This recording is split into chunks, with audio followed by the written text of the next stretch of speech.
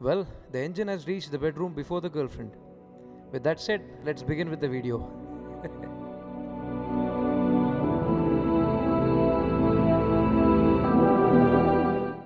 First, I'm taking the engine head off and I'm using a 14mm ring spanner to remove the block nuts. Always use a ring spanner on these ones, don't use the normal spanner. It did take some time to come off, but it did come off. Next, I use the rubber mallet to slowly and gently tap the block so that it can be lifted off. Again, it also took some effort because it's been stuck there for a long time, and it did come off. Let us now check out the condition of the top end. Just took the block off, looks okay, but just check this out. So the rings are completely gone. To my eyes, looks like slight seizure marks, but the rings are like completely gone. You can't even feel them, it's been worn out so badly. So a lot of blow by is happening. As you guys can see, the entire piston is covered with carbon and even low down as well. The crank seems okay. Slight play, no play up and down, just very slight play side to side. Crank seems okay, but anyways I'll be rebuilding it, but you guys can check it out. So this catastrophe is caused by bad rings. In my case, I've been trying out multiple different oils, different quality and different quantity. It has really taken a toll on the engine. So you guys can see the piston rings are stuck inside those grooves. It's because of all the carbon, it's jammed up inside, no compression, and this is what you get. Let's check out the cylinder block now. Okay, I just cleaned the block up. As you guys can see, a lot of tiny seizure marks, I think. That doesn't look very nice. Anyways, this block will be either be sold off or getting rebored, I guess. I don't know what to do with it. Yep. Looks horrible, but the bike was running fine. You know, it started up in the first kick. Everything was fine. So yeah, this is the case. So now I have to remove the gudgeon pin locks present on the piston so that I can remove the gudgeon pin, the piston pin bearing, and get the piston out so that we can see an even more detailed view. So as you guys can see, I'm still struggling a little bit with removing the gudgeon pin, but I do manage to get it out soon. Once I got the knack and slowly it did come off. Let's check out the piston now. Right, after enough stumbling, I got the piston out. You guys can check it out. Oh, this has seen some shit. It's been through a lot. You guys can see that. Yeah, the underside especially, it's like totally gone, completely filled with carbon. So I'm not even able to feel the rings, like it's so flush to the surface. I don't understand how this even sealed everything, because it's stuck inside the rings. I don't think I can even take them off. One thing I'm extremely happy is that these locating pins have done their job on holding the rings. So the engine has lived long, so that this piston is history, probably along with this block also, but we'll see what we can do with this. Back to the tear down. I am going to remove the left side clutch cover. So removing the kicker, I made a mistake of removing that oil drain bolt. I shouldn't have done that. Kicker comes off. Now it's time to use one of my favorite tools in my collection, the impact driver. And just removing the oil pump side. I don't have an oil pump, I was running fully premixed.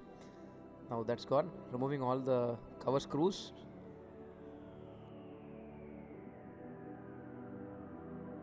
As all the screws are out, gentle tap with a mallet and the cover comes right off.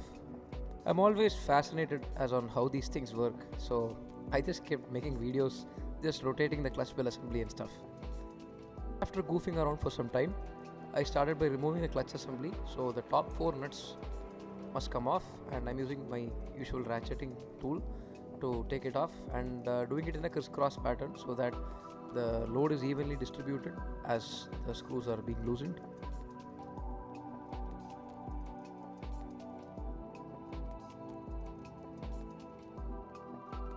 All of them is off, so I decided to also remove the primary gear. So that nut is actually very tight, so I used the usual cloth in between method, and the gears chewed right through the cloth. So I used the coin, and it did take a lot of tries, because the last time I did rebuild the clutch, I retorqued everything to factory spec, and that's why the primary gear nut was super tight and it took a long time to get it off. Here is where I appreciate my dear friend Darshan's idea of using 2 auto rickshaw tires to get a good grip, to keep the engine safely when working on it. So after a lot of tries, I even thought of using a torque wrench for it, but after a lot of tries, finally I was able to get a good grip and the primary gear nut loosened itself up. After tasting that success, I started to work on the clutch side again. So here you are seeing me use the wrong tool to remove the clutch bell nut, because the clutch boss will be rotating. We'll need something to hold it from rotating when we are loosening it up. So it took a long time for me to realize that I actually have the right tool to use. So that bulb did take a long time to light up, but once I got the tool, it was actually pretty easy. Out comes the clutch boss and out comes the clutch bell along with its 2 washers and the oil sleeve. Next I tried loosening up the crankshaft oil seal holder, I hope that's what it's called, but it was pretty tight. So I moved on to remove the kicker, and then I realized I have to get rid of the idle gear first. It is held by 2 circlips and 1 washer if I'm not wrong.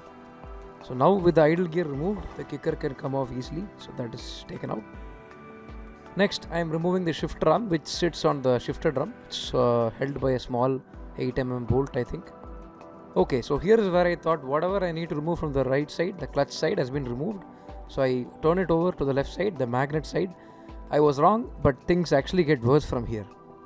Things first, I find out the nut size, and then I use the magnet holder to remove the magnet nut. These things I have actually not torqued. I've never touched them ever since I got the bike, so they were actually quite tight, but not too tight. The nut did come off after a couple of tries, but it did take a couple of tries, as you guys can see. But thankfully it also came off after some tries. Beneath it there were 2 washers. Okay, so this is where things started going very horribly wrong. So much so that it actually postponed my entire engine strip down series to an entire week. This tool that you guys see me try install on top of the magnet is called as your magnet puller. On the center is a large long nut which is supposed to push onto the crankshaft, and on the sides you have 3 nuts which is supposed to thread into the 3 provided holes on the 135's magnet, the RX 135's magnet. The way it works is actually very nice, at least how it's supposed to. These 3 nuts are supposed to go and thread into the magnet and to hold the magnet in place. And as the magnet's nut has been removed, the top nut, as it pushes down on the crankshaft, these 3 nuts hold on to the magnet, and as you slowly thread it inside, the magnet slowly pops off. I'll show how it works soon. But anyways, back to this thing. This magnet puller tool that I had received is a defective piece which I got to know after a very long time. As you guys can see, these 3 holes provided on the puller's plate was not accurately done, so it did not match with the magnet of mine. Since I am doing this entire thing for the first time, I was confused as on if it's my mistake or if it's the tool's mistake. So I tried doing a lot of things. I tried threading the nut in without the puller. The nut actually went in very nicely, but with the puller I then understood that the holes are not drilled accurately. So it was all cross threading, and I feared damaging the threads present on the magnet. So I finally gave up. I was very frustrated that day. Because of this, everything had to be stopped. My room was a mess. I was planning to get this all done within that day, but it was delayed by an entire week.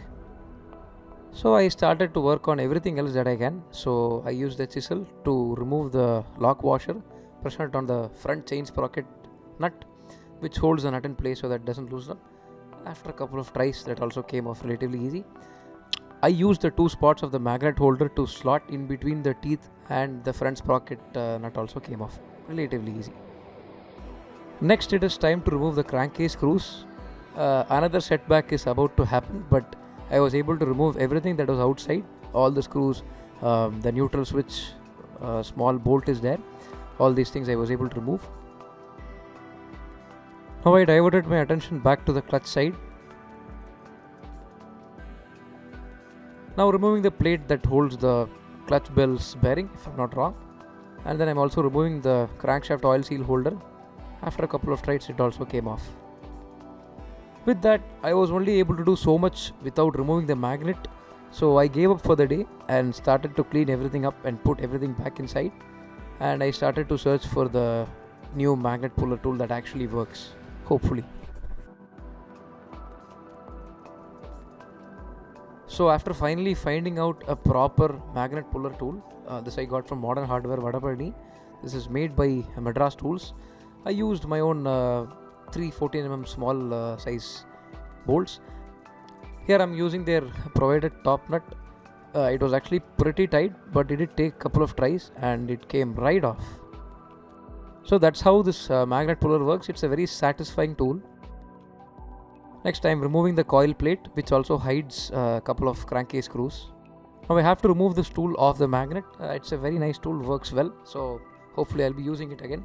I'm using small bolts to hold on to the nuts so that next time I don't need to search for a nut. Getting back to the engine, I actually have to remove the oil seals, but I kind of got too excited, so I started to loosen up all the crankcase screws.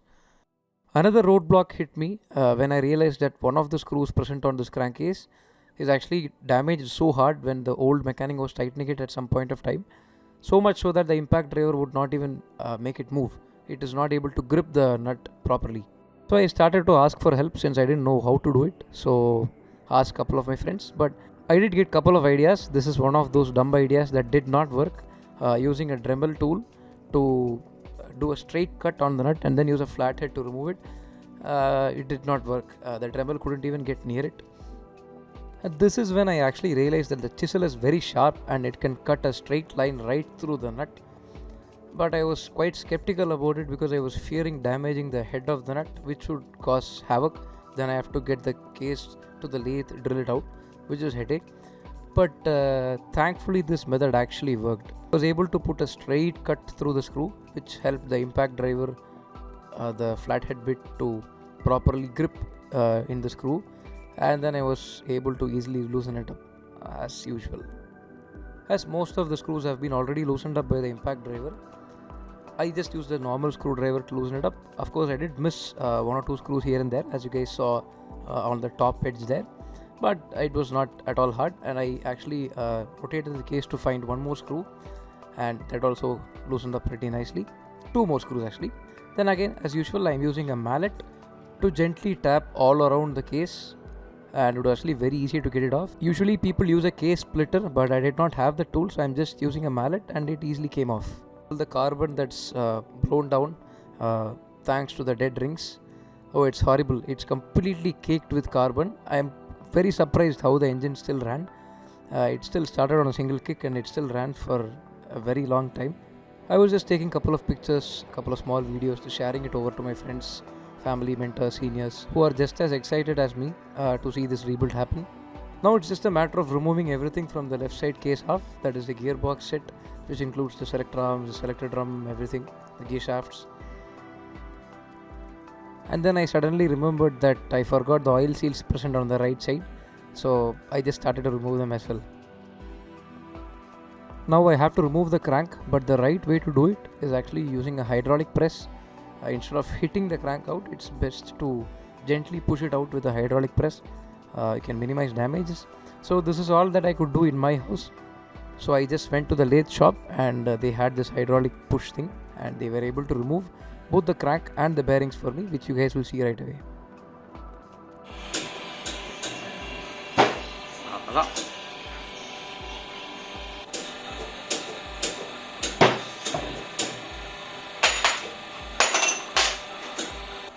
As the bearings have been removed, this marks the end of the total teardown of the engine.